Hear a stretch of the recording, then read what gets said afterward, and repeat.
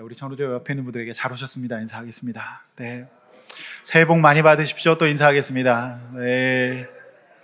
네, 우리가 이제 새해가 다시 시작되니까 얼마나 감사한지 몰라요. 네, 새해가 두 번입니다. 우리 이제 1월 달 새해도 있고 2월 달 새해도 있는데 진짜 오늘부터 또 우리 다시 시작할 수 있는 은혜 있으시기를 원합니다.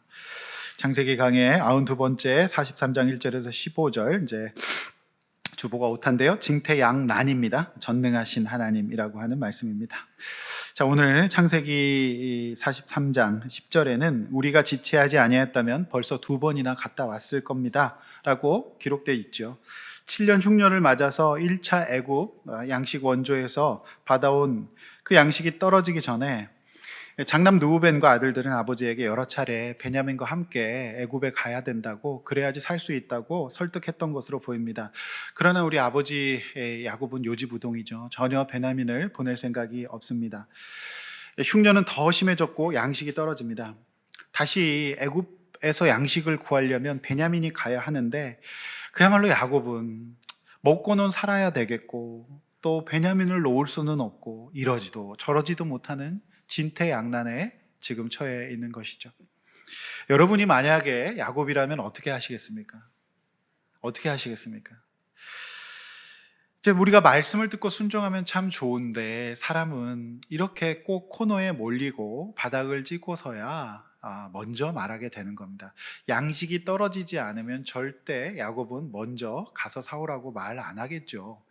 왜냐하면 설득 당하지 않았고 일단 양식이 있었기 때문에 그거 먹을 때까지 일단 기다렸던 것입니다. 그런데 하나님의 은혜로, 웬 은혜로 오늘 그 야곱이 아니라 이스라엘이 되어가지고요 14절에서 전능하신 하나님께서 그 사람 앞에서 너희에게 은혜를 베푸사 그 사람으로 너희 다른 형제와 베냐민을 돌려보내게 하시기를 원하노라. 그리고 내가 자식을 잃게 되면 잃으리라, 이런 결단을 하게 됩니다. 그래서 전능하신 하나님, 여기서 이스라엘이 의지한 전능하신 하나님이 히브리어로 그 유명한 이제 엘샤다이입니다. 그러니까 엘샤다이, 그 찬양도 있잖아요. 전능하신 하나님을 믿고 우리가 살겠다, 이제 이렇게 되는 겁니다. 엘샤다이의 그 어원은 그 어머니의 모태입니다. 그러니까 우리가 이제 우리 아이를 이제 잉태해서 그 정말 어머니의 몸속에서 잘 보호하잖아요. 생명을 지키잖아요. 바로 그겁니다. 그래서 이거는 굉장히 이제 여성적인 고백이죠. 엘샤다이, 하나님이 우리 아이들을 지키듯이, 우리 어머니들이 지키듯이 하나님이, 난 진짜 불안하지만 하나님께서 이 베냐민 품어주십시오, 믿겠습니다, 이제 이런 고백을 한 것으로 볼 수 있습니다. 진퇴양난과 전능하신 하나님이라는 제목으로 설교 준비했습니다. 영원하시고 궁일하심이 무궁한 엘샤다이, 전능하신 그분께서 이제 설 연휴를 시작하는 저와 여러분, 그리고 여러분의 가족들 모두와 함께 하시기를 주의 이름으로 축원합니다. 하나님의 말씀을 들으십시오. 이제 본론 첫 번째, 진퇴양난 속에서 전능하신 하나님을 믿었던 유다의 설득이 이제 1절에서 10절에 나와 있습니다. 본문 보십시오. 1절, 그 땅의 기근이 심합니다. 여기서 심하고라고 하는 그 히브리 원어의 뜻은 점점 더 심해진다라고 하는 뜻이에요. 점점 더 심해지는 거죠. 왜냐하면 지금 흉년 초창기이기 때문에 7년 흉년까지는 아직 많이 남아있고 점점 더 이제 흉년이 심해지는 겁니다.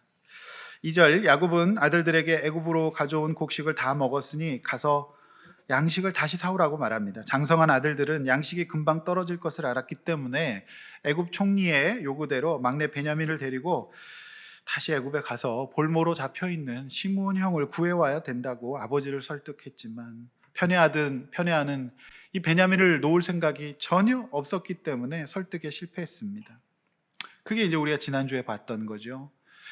그런데 그 대화가 끊어진 후 아버지 야곱은 일단 버팁니다. 양식이 일단 있으니까 그거 먹을 때까지 버텼지만 기근이 심해졌고 이제 또 얼마나 또 잘 먹는지 몰라요. 그렇게 기근인데 또 잘 먹어요. 그러니까 이제 그게 떨어져 가지고 말하고 싶지 않았는데 말을 한 거예요.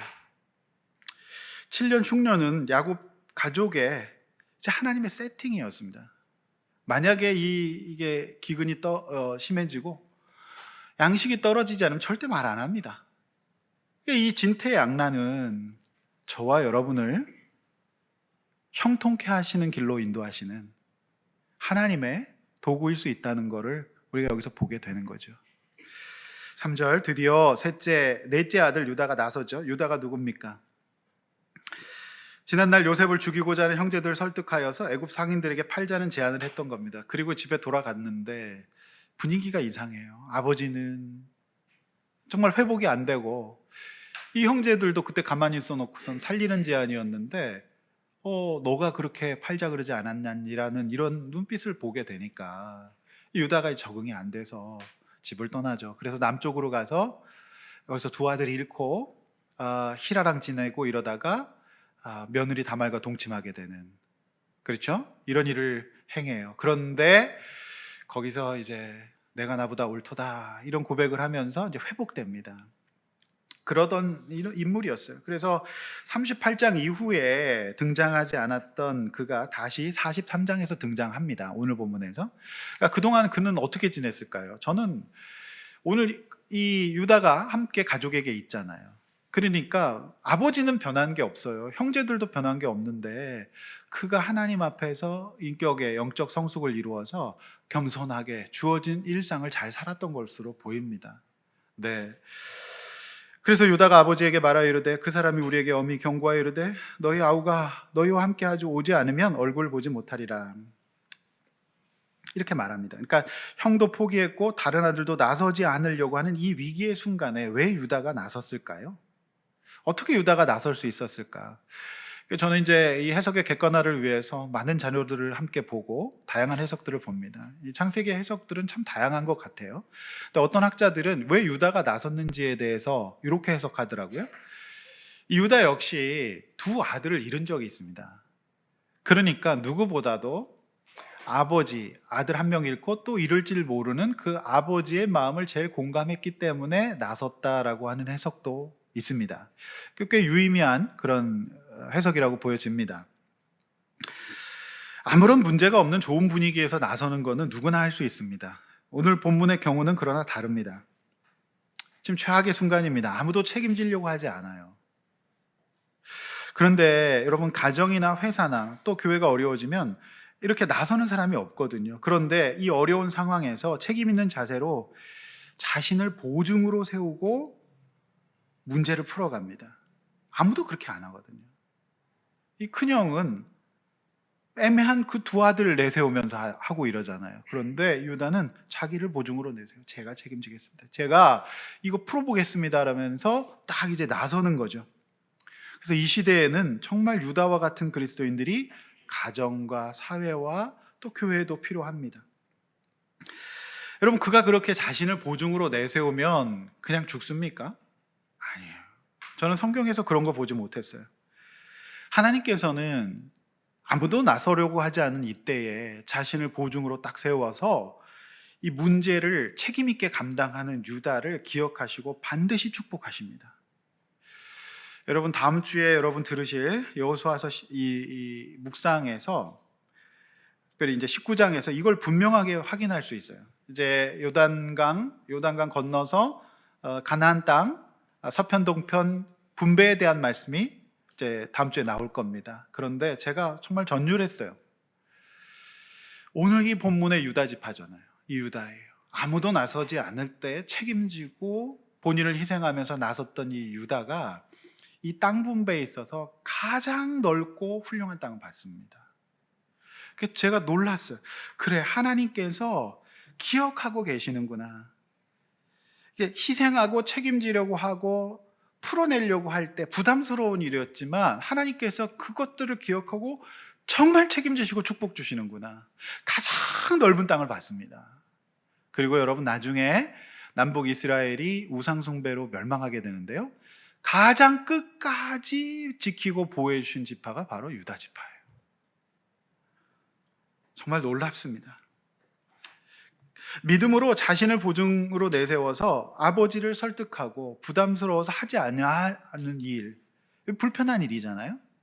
이 일에 나서서 하나님 앞에서 쓰임받았던 유다를 절대 죽이지 않고 놀라운 현실적인 축복으로 갚아주시는 하나님이라고 하는 말씀입니다. 할렐루야. 여러분, 이 은혜가 저는 분명히 있다고 믿습니다. 우리 교회가 이제 5월이 되면 설립 7주년을 맞이합니다. 이 시대의 가장 어려운 기근은 저는 개척교회 환경이라고 봐요. 그래서 개척 후 3년 이내에 80%의 교회가 문을 닫는다고 합니다. 그러나 저는 믿습니다. 유다처럼 책임감 있는 마음과 행동으로 안락하고 편리한 큰 교회 생활을 마다하고 지금까지 어쩌면 기근과 같은 이 시대의 개척교회 상황을 영혼 구원을 위해서, 하나님의 교회를 위해서 자신과 가족을 희생하며 책임감 가지고 섬겨주었던 성도님들을 하나님께서 반드시 기억하시고 축복하실 것을 저는 믿습니다. 저는 실제로 목회하면서 그것을 확인하게 됩니다. 행복을 모르던 성도님들이 행복을 경험하게 되고요, 형통을 경험하게 되시는 것을 보게 되어서 얼마나 감사한지 몰라요. 그렇지 않습니까? 다들 편안하게 서비스 받고 싶어 하고 희생과 섬김과 문제를 풀어내는 일 안 하려고 하거든요. 그러나 유다가 그랬던 거예요. 가장 어려울 때, 가장 가정이 어려울 때, 국가가 어려울 때, 또 교회가 어려울 때 자신을 보증으로 내세워서 이렇게 풀어냈던 것입니다. 저는 하나님께서 여러분의 가정을, 여러분의 인생을 축복해 주시기를 정말 축원합니다. 그 은혜가 있을 겁니다. 2절에서 아버지 야곱의 지시는 베냐민은 놔두고 많은 사람들이 애굽에 양식을 사러 올 테니 그 틈에 쓱 끼어서 사오라는 겁니다. 그러니까 이 2절의 이 말은, 이 야곱은 베냐민을 보낼 생각 없었고 많은 사람들이 양식 사러 올 테니까 거기 그냥 쓱 눈치껏 껴서 베냐민 데리고 가지 말고 그냥 가서 사오라 이겁니다. 그렇게 눈치가 없냐 이놈들아. 그 사람이 그렇게 사람 많은데 너네 얼굴 기억할 것 같냐? 마스크 딱 쓰고 가라 이거예요. 근데 이거는 제 아버지 야곱이 그 요셉을 모르고 하는 얘기예요. 요셉 보통 사람 아니거든요. 대단한 사람입니다. 노예에서 총리 된 사람이에요. 예. 그러니까 여러분 보십시오. 이때 이게 그렇게 해서 될 일이 아닙니다. 이거 요셉은 딱 그 형제들만 보고 있거든요. 속일 수가 없어요. 이에 이제 유다가 차분히 아버지에게 현실을 설명한 거죠. 이게 4절이잖아요. 말씀 보시면 아버지께서 우리 아우를 우리와 함께 보내지 아니하면 우리가 내려가서 아버지를 위해 양식을 사겠습니다. 5절 아버지께서 만일 그를 보내지 않으면 우리는 못 갑니다. 그 사람이 우리에게 말하기를 아우가 오지 않으면 내 얼굴 못 볼 거라. 내 얼굴 볼 생각하지 마라. 딱 지정한 겁니다. 여러분 여기서 이제 지난주 르우벤의 설득과 비교해 보시면 어떻습니까? 일단은 르우벤의 설득은 시점도 안 맞았고요. 그 다음에 진정성도 없었어요. 그 당시에는 일단은 양식이 있어요. 그러니까 아버지가 안 급합니다. 그리고 진정성도 없어요. 자기를 희생하는 게 아니라 애매한 자식들 희생시키는 거잖아요. 그런데 오늘 이 시점에 이 유다가 딱 설득하는 것은 일단 양식이 떨어져 있습니다. 먼저 아버지가 말을 했어요. 그리고 여기에 이제 자신을 담보로 내세우면서 진정성 있게 나가니까 이 설득은 최고의 설득이 될 수밖에 없었던 것입니다. 그래서 여러분 설득에는요, 그 시점이 중요하고요. 그러면 진정성이 중요해요. 6절 이스라엘이 이르되 너희가 어찌하여 너희에게 또 다른 아우가 있다고 그 사람에게 말하여 나를 괴롭게 하느냐. 참 6절이 기가 막힌 얘기입니다. 그러니까 6절의 이 괴로움은 참 우리가 묵상해 봐야 할 말씀인데, 이 아버지 야곱은 변하고 싶지 않고 포기하고 싶지 않은데 이 책임을 다 자식들에게 떠넘기는 겁니다. 왜 그 말을 해가지고 이 사단을 만들었냐? 너 거기 가서 누가 루벤 얘기하라 그랬냐? 이런 겁니다. 베냐민, 죄송합니다. 그래서 부모가 이러면 자식들은 더 괴로워요. 그래서 이런 부모가 되지 마시기를 바랍니다. 여러분, 이 괴로움의 본질은 뭘까요? 저는 이게 자식 문제 아니에요.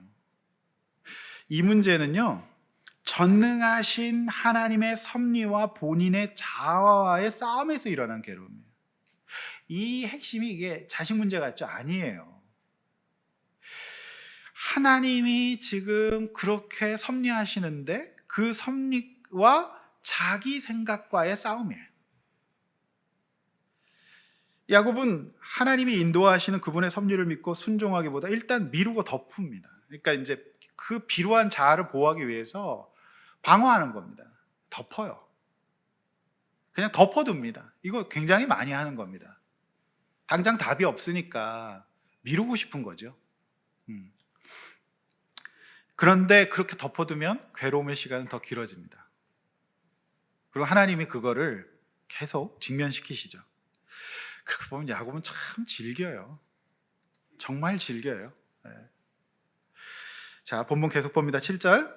왜 그런 말을 해서 나를 괴롭게 하느냐? 자기만 하는 어린아이 같은 아버지 야곱에게 이제 아들들이 대듭니다.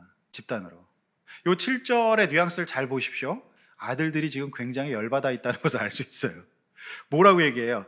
저희가 먼저 얘기한 게 아니라 애굽 주인이 먼저 너희에게 아우가 있다고 물었습니다, 아버지.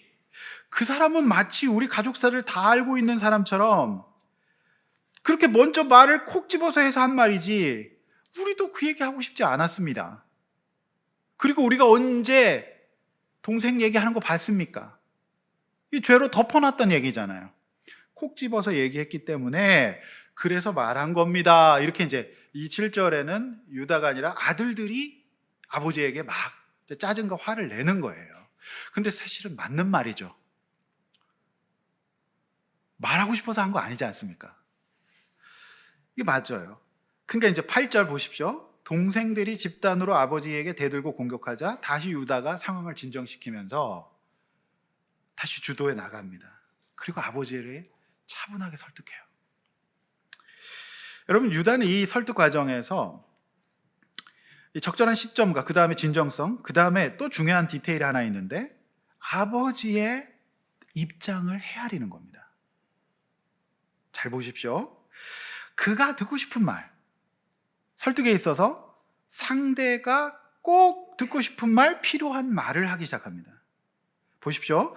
유다가 그의 아버지 이스라엘에게 이르되 저 아이를 나와 함께 보내시면 우리가 가리니 그러면 우리와 아버지와 우리 어린아이들이 다 살고 죽지 아니합니다. 그러니까 참 이게 기가 막힌 설득인데 유다는 아버지가 다른 아이들을 믿지 않는다는 거 알았어요.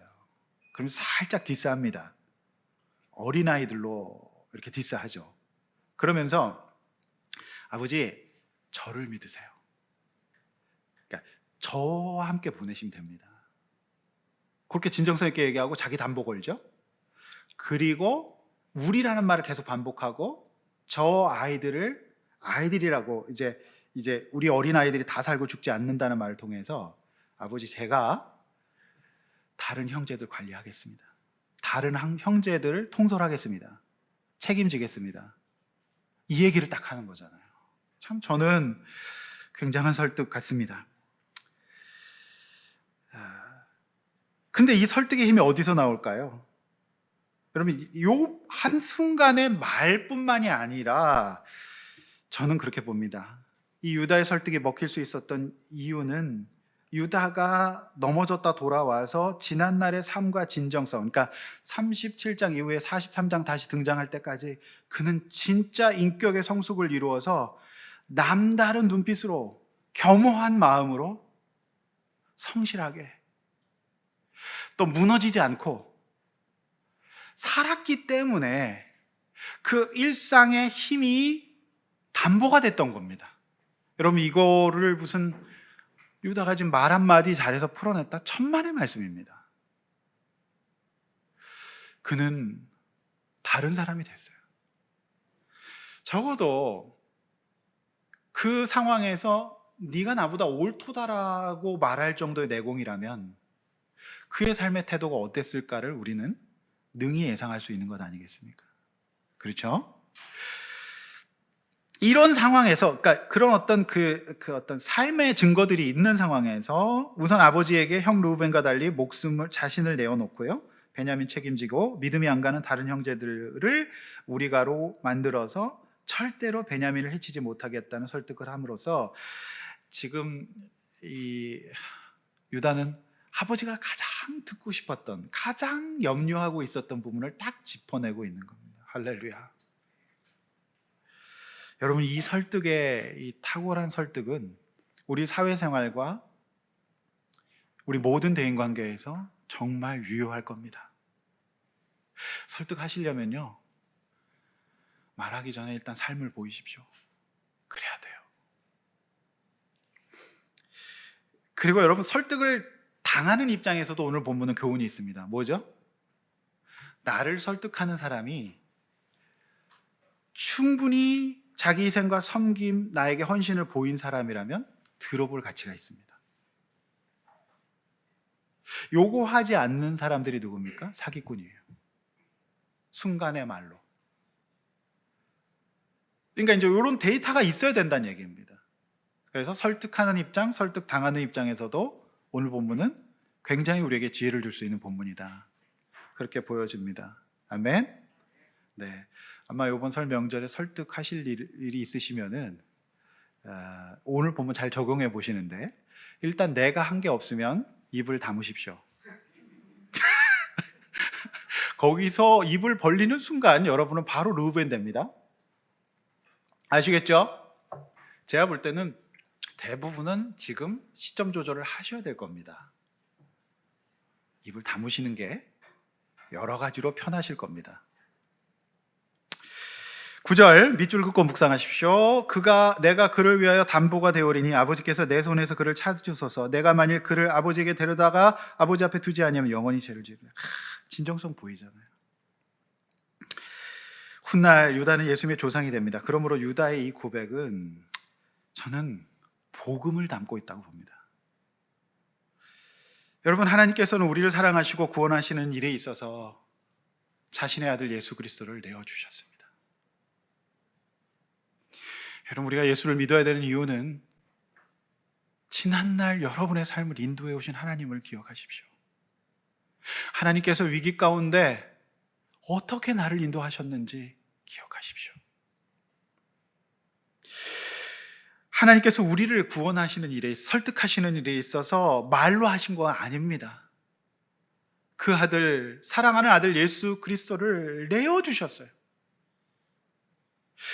그리고 수많은 시간을 기다리셨습니다. 그리고 우리에게 우리의 자유의지를 존중하시면서 섭리라고 하는 꽤나 어려운 방식을 쓰셔서 아주 인격적으로 조심스럽게 끊임없이 일해 주셨어요. 믿으십니까? 결국 그의 아들 성자 예수님을 이 땅에 보내시고 십자가에 죽게 하심으로써 참혹한 죄값을 치르시고 부활하심으로써 우리의 구원자가 되신 겁니다. 복음이에요. 하나님의 설득은 말로 하는 게 아닙니다. 10절 유다는 말합니다. 우리가 지체하지 아니었다면, 지체에 밑줄 그십시오. 지체, 중요한 단어입니다. 지체. 벌써 2번 갔다 왔습니다. 그러니까 이 양식 떨어진 얼마나 먹었는가, 그 시점 대충 이제 우리가 예상할 수 있죠. 2번 정도. 보통 거기 가나안에서 애국 가는 거 한 일주일 정도 걸린답니다. 도보로. 그러니까 얼마 되지도 않는 양식 믿고 버텼던 거예요. 인간이 참 그렇습니다. 내 주머니에 일단은 믿을 게 있으면은 그렇게 되는 거예요. 여러분, 지체 참 마음 아파요. 엄밀한 의미에서 야곱은 지금 전능하신 엘샤다이 하나님의 주권 앞에서 지체하고 있는 거예요. 다 사는 길이거든요. 그리고 살아 있어요. 전혀 안 해도 될 염려들입니다, 지금. 그런데 이 하나님의 엘샤다이 전능 앞에서 지체하고 있어요.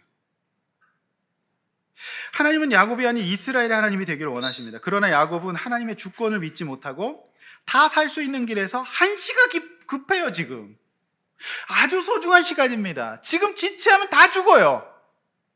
이런 상황에서도 이 야곱은 신랄 같은 자신의 힘과 고집을 붙잡고 있고 지체하는 거예요. 이런 지체가 길어질수록 고통만 가중됩니다. 삶이 지옥이 됩니다. 성도 여러분, 하나님의 자녀가 되는 길에서 지체하지 맙시다. 성도 여러분, 우리 인생의 근본적인 고통은 어디서 오는 걸까요?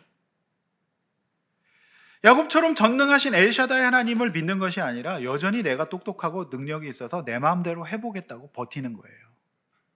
그리고 당장 조금 내가 손에 쥐고 있는 거 있으니까 버티는 거예요. 얼마나 어리석은 일입니까? 이것이 야곱의 고통의 본질이라고 저는 말씀드리고 싶습니다. 하나님, 전능하신 하나님이 우리의 삶을 인도하시고 붙잡고 계십니다. 여러분이 이것 가운데 지체하잖아요. 그럼 진짜 지체되는 겁니다. 여러분, 창세기 시대 유다가 자신을 내어주며 아버지를 전능하신 하나님 주권 앞에 초대했던 것처럼 고개 들어 절 보십시오. 오늘 저는 여러분을 복음으로 초대하고 싶습니다. 이러지도 저러지도 못하고 계십니까? 구체적으로 어떻게 하라는 얘기가 아닙니다. 먼저 하나님의 전능하심 앞에 여러분 맡기셔야 돼요. 그분께 나오시기를 바랍니다. 저는 오늘 이 소중한 예배 시간이에요. 명절의 첫날이에요. 이 연휴의 첫날. 이 거룩한 이 예배 시간에 저는 예수 그리스도께서 우리의 구원의 담보가 되심으로 고집불통과 남탓 가운데 있는 우리 영원한 죄를 사하시기 이 땅에 오신 예수 그리스도를 소개하고 싶습니다. 할렐루야. 복음으로 여러분 꼭 소개하고 싶습니다. 다음에 믿겠다, 다음에 기도하겠다 이런 거 그만하십시오. 여러분 더 이상 지체하지 마십시오. 우리 주님 앞에 나아갑시다. 아멘. 꼭 대답하셨으면 좋겠는 성도님들이 대답을 안 하셔서 제가 아주 마음이 아픕니다. 여러분 정말 복음으로 나옵시다. 하나님 지체하지 말라고 그러세요. 왜 지체합니까? 왜 머뭇거립니까? 여러분 그렇게 살기에는 우리 인생이 너무 소중해요. 한 번밖에 없어요. 인생은 재사용이 아닙니다. 일회용이에요. 한 번밖에 없는 소중한 인생을 우리가 고통하며 살기에는 너무 아까워요. 내 생각과 내 삶의 주권과 그리고 하나님의 엘샤다이 하나님의 이 주권 앞에서 우리는 예수 믿는 신앙생활 한다는 것은 그래 하나님 제 삶을 인도해 주십시오. 그리고 하나님 앞에 이제 믿음으로 순종하며 나아가겠습니다. 그러면 다 삽니다. 할렐루야. 하나님의 자녀가 되십시오. 신앙생활 합시다. 믿고 삽시다. 옆에 있는 분들에게 신앙생활 합시다. 제대로 하셔야 됩니다. 야곱과 이스라엘 왔다 갔다 하면 안 됩니다. 고통밖에 없어요. 지체하지 맙시다. 인사합시다.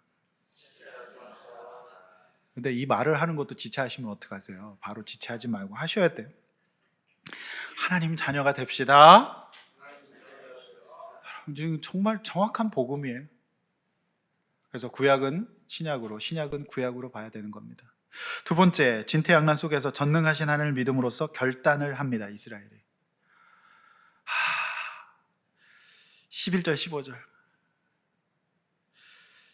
11절 놀라운 말씀입니다. 그토록 완고했던 아버지 야곱이 이스라엘이 되어 드디어 베냐민을 내려놓습니다.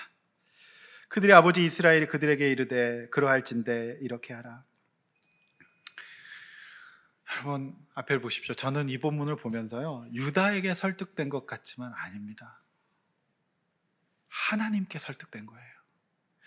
이거는 설득이라고 하는 단어를 쓰기에는 약해요. 그래서 기독교에서 이걸 뭐라고 하냐면 설복이라고 합니다. 하나님께 설복된 거예요.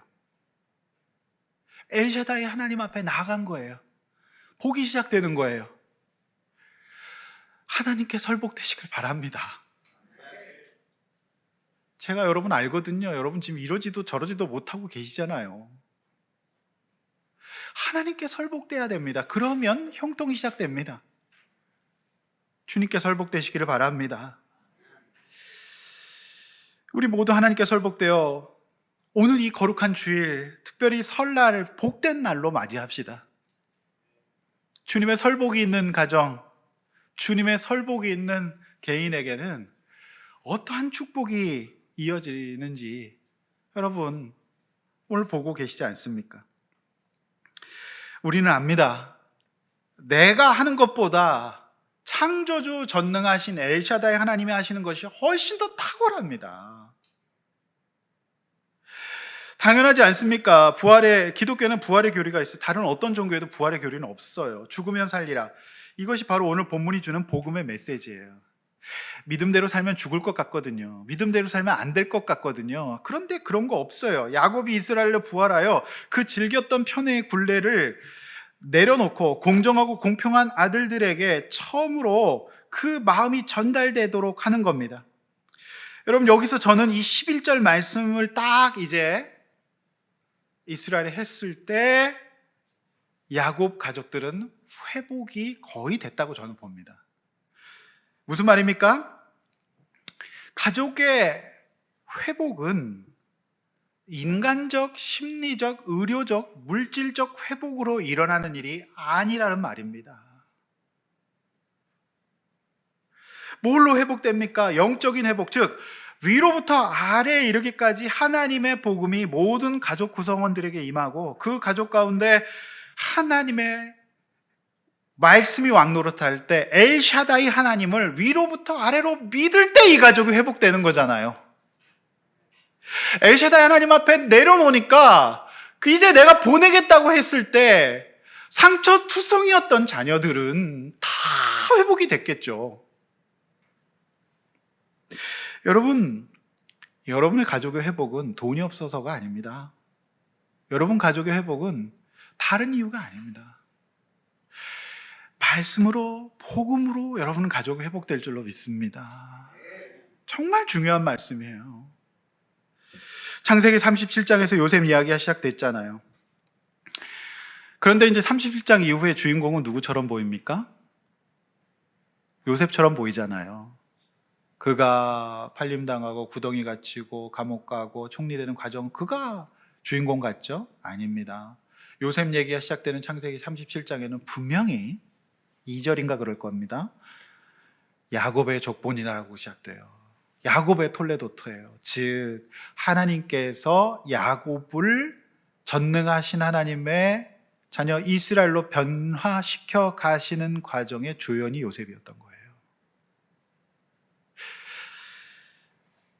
야곱은 드디어 이스라엘이 되어 정신을 차리고 현실에 충실하며 살아갑니다. 뭐라고 얘기하죠? 이 땅의 아름다운 소산을 그릇에 담아 내려가라. 예물을 준비해라. 유향과 꿀과 향품, 모략, 유향나무 열매, 감복숭아를 가지고 가라. 12절, 자루에서 발견된 돈을 그대로 가져가고 갑절의 돈을 가지고 오해받지 않도록 하라고 말합니다. 그리고 13절, 내 아우 베냐민을 데리고 그 사람에게 가라고 말합니다. 야곱이 베냐민을 잡고 있으면 베냐민이 하나님의 자녀가 안 됩니다. 그리고 자신도 죽고 베냐민도 죽고 모든 형제들 다 죽습니다. 그러나 하나님의 자녀, 엘샤다이 하나님의 자녀가 될 때 다 살 수 있는 거 아니겠습니까? 그러면 여러분의 자녀가 누구의 자녀가 되어야 되겠습니까? 여러분의 육신의 자녀가 되는 거 당연히 귀한 일입니다. 얼마나 사랑스러워요. 그런데요, 무엇보다도 창조주 하나님, 전능하신 엘샤다이 하나님의 자녀가 여러분의 자녀가 되는 것이 더 귀하지 않겠습니까? 이런 그 하나님 앞에서 지체하고 야곱이 이 베냐민을 잡고 있는 한 아들도 죽고 온 가족이 죽는 어려움을 겪게 된다. 여러분, 정말 이 가정의 복음의 회복, 이게 참 중요한 것 같아요. 자, 그런가 하면 어떤 해석자들은 야곱의 이 선물 공세를 이렇게 해석하더라고요. 굉장히 야곱이 또 인간적이다 이렇게 말해요. 해석은 참 다양한데 저는 사실 그렇게 보고 싶지는 않아요. 야곱이 이제 엘샤다이 하나님 믿었는데 내려놨는데 왜 이렇게 바리바리 또 선물을 싸가지고 갈까요? 근데 이거를 보고 어떤 해석자는 이제 그 형과 화해할 때도 이랬기 때문에 그렇잖아요. 그래서 이제 이런 인간적인 야곱이 또 발동된 게 아닌가라고 보지만 저는 사실 그렇게까지 야박하게 보고 싶지는 않습니다. 여러분, 야곱의 이름 뜻이 뭐죠? 움켜쥐는 자, 욕심쟁이잖아요. 야곱은 평생 동안 움켜쥐고 본인이 얻고자 하는 것은 반드시 무슨 수를 써서라도 얻어냈던 사람이에요. 여러분 잘 생각해 보십시오. 이런 그 야곱의 그 욕심, 이거를 아니까 아들들이 지난주에 덧붙였던 것이 아버지 베냐민 보내면 애굽에서 한몫 잡을 수 있습니다라고 얘기했다는 거 아니겠습니까? 그런데 여러분, 지금 이 상황, 이 기근의 상황은 사실 야곱에게는 한 푼이 아쉬울 때예요. 왜냐하면 그거라도 있어야 또 사 먹죠. 야곱에게 지금 물질은 진짜 한 푼이 아쉬울 때입니다. 그런데 여러분 보십시오. 7년 흉년의 상황에서 자신 삶의 주권을 엘샤다이 전능하신 하나님 앞에 내려놓으면서 첫 번째 내려놓은 게 뭐예요? 베냐민이었잖아요. 두 번째 내려놓은 게 뭐예요? 바로 이 물질 문제예요. 여러분, 향품, 몰약, 유형 어디서 많이 보지 않았겠습니까? 복음서에서 동방 박사들이 가지고 왔던 바로 그거예요. 정말 귀한 거를 갖고 오잖아요. 그러니까 이 얘기는 뭐냐면, 저는 이 야곱이 이스라엘이 되어서 엘샤다이 전능하신 하나님 앞에서 붙들고 있던 것들을 하나님 앞에서 그분 믿고 내려놓으면서 보였던 증상으로 저는 보고 싶습니다. 여러분, 하나님이요, 창조주 하나님, 온 땅의 주인이신 하나님이 우리의 작은 물질을 받거나 빼앗으려고 하는 것이 아닙니다. 하나님께서는 이 상황 가운데 우리의 믿음의 고백과 정성, 이것을 보고 싶어 하시는 것이지 다른 게 아니라는 말입니다. 여러분, 14절 위대한 말씀이에요. 한번 같이 14절 다시 한번 읽어보시죠. 14절 시작. 전능하신 하나님께서 그 사람 앞에서 너희에게 은혜를 베푸사 그 사람으로 너희 다른 형제와 베냐민을 돌려보내게 하시기를 원하노라. 내가 자식을 잃게 되면 이리로다. 여기서 이제 전능하신 하나님의 엘샤다예요. 그래, 하나님, 제가 잡고 있었더니 자식들끼리 싸우고 불화하고 난리가 납디다. 근데 유다라는 아이가 나의 그 근본을 탁 이렇게 하면서 설득하고, 그리고 지금 이거는 안 사올 수도 없는 상황이에요. 점점 더 심해져요. 그래요, 하나님. 이제 하나님, 제가 야곱이 아니라 이스라엘이 되어서 다시 정신 차리겠습니다. 이렇게 한 거죠. 그러면서 제가 참 이 14절 말씀 보면서 은혜 받은 거는, 여기서 참 놀라운 말씀인데, 야곱이 베냐민을만 붙잡고 있다가 드디어 베냐민 앞에 누가 나오죠, 여기? 드디어 다른 형제들을 걱정하기 시작합니다. 다른 형제들을 케어하는 아버지가 된 겁니다.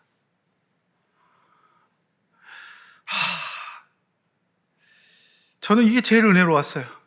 이게 얼마나 잡혀있는 시므온 안중에도 없었는데 이 걱정을 하고 있잖아요. 저는 아버지의 이 말을 듣고 야곱의 형제들이 다 울었을 거예요. 아버지는 저 녀석만 사랑하는 줄 알았는데 이제 아버지가 나도 사랑하는구나. 아버지가 시므온도 걱정하는구나. 다 펑펑 울었을 거예요. 그리고 말하는 야곱도 막 울었을 겁니다. 이렇게 되면 이르리라. 여러분, 이게 바로 이제 가족의 페이소스가 완전히 카타르시스로 정화되는 순간이 아니겠습니까? 무엇 때문에 이런 회복이 일어날 수 있었죠? 복음 담은 설득이에요. 즉, 하나님 믿고 갑시다. 하나님 있으면 여러분 다 회복되는 거고요. 하나님 없고 믿음 없으면 그냥 고통밖에 없는 겁니다.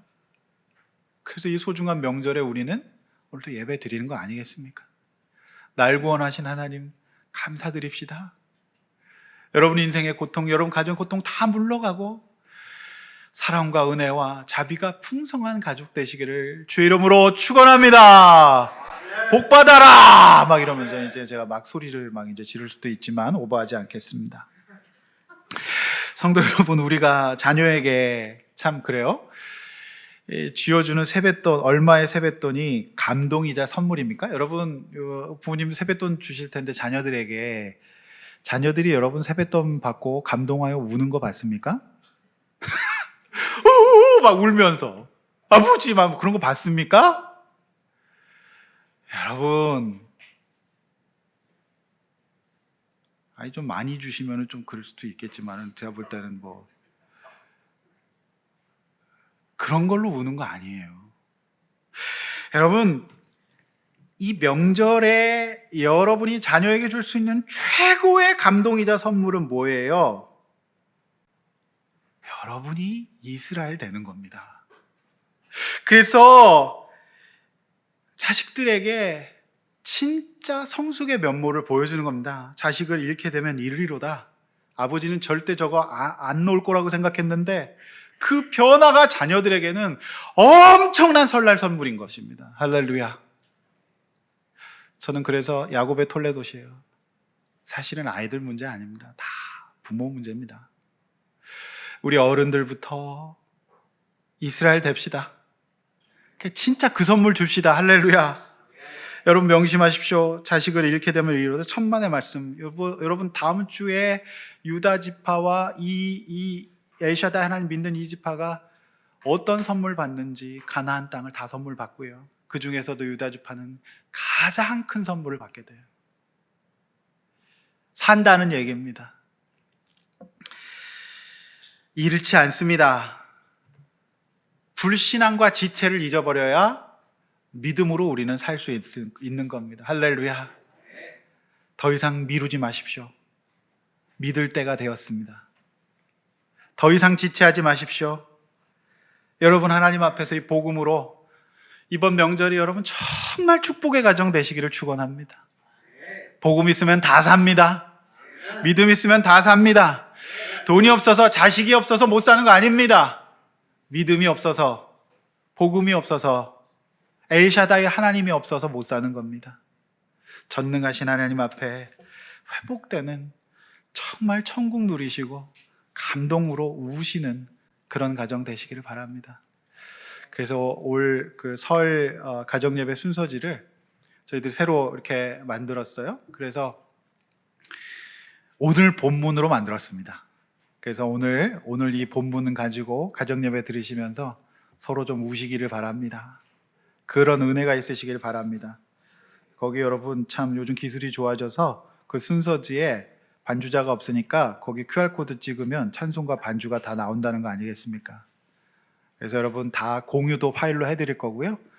뒤에 준비해놨으니까 부족하면 말씀하십시오. 우리 이렇게 가정 예배 드리고 승리하는 명절 되시기를 바랍니다. 말씀 맺습니다. 엘샤다이 전능하신 하나님을 믿는 유다의 설득을 보고 우리 실생활에 잘 적용했으면 좋겠고요. 전능하신 엘샤다이 하나님 믿는 이스라엘의 내려놓음이 주는 교훈을 잊지 말고 오늘부터 시작되는 설 명절 연휴에 여러분 가정의 페이소스가 아니라 은혜와 감사와 축복이 넘치는 귀한 가정 되시기를 주의 이름으로 축원합니다. 이 시간에 들은 말씀 기억하면서 우리 찬양하며 나아갑니다. 전능하신 나의 주 하나님은 능치 못할 일이 없습니다. 우리 시간에 찬양하며 말씀으로 기도로 하나님 앞에 나아가겠습니다. 찬양하겠습니다.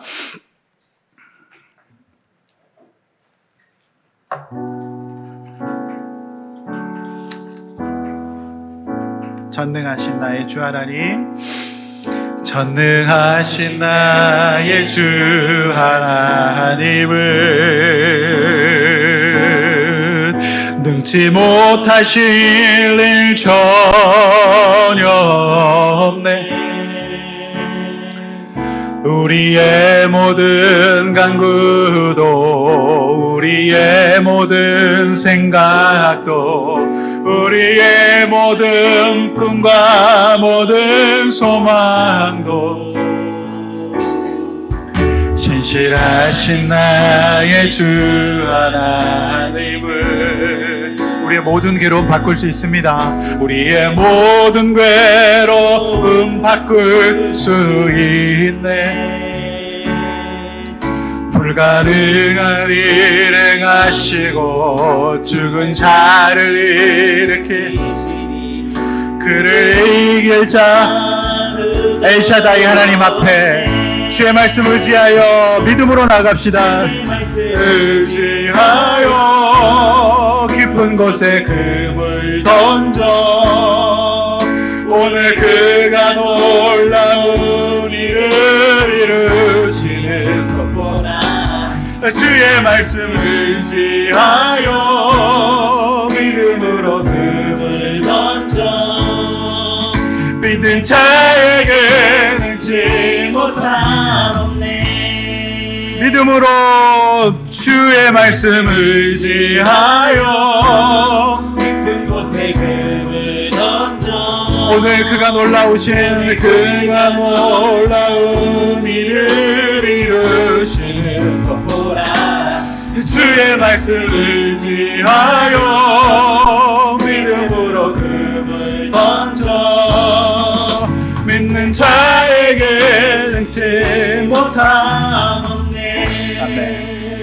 이런 시간에 한번 같이 기도했으면 좋겠습니다. 여러분, 하나님 전능하십니다. 여러분, 그 믿음 갖고 살아야 하지 않겠습니까? 이 세상은 신태양난입니다.